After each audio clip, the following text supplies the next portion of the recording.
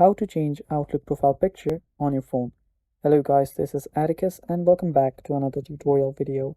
In today's video, I'll teach you guys how you can change your Outlook profile picture on your phone. Now this works for both your iPhone and your Android. So let's get started. So here what you'll need to do is just open up your web browser. Any web browser is fine.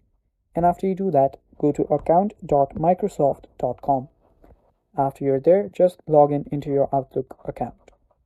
So after you're there, what you need to do is tap on your name right here on the top right. Now after you're there, tap on My Profile. After you tap on it, it will take some time to load, and after it loads, you will go to your info section. Right here you will see your Add a Photo option. Tap on it. And after you do that, tap on Add a Photo. Now here you can choose your photo from your photo library or even take a photo. So after you've done that, tap on Use Photo and you'll basically have changed your photo on your Outlook. So this is how you do it. Now scroll down and tap on Save. And after you do that, you will basically have changed your Outlook profile picture from your phone. So yeah, that is all for this video. Thanks for watching. Stay tuned for more upcoming tutorial videos and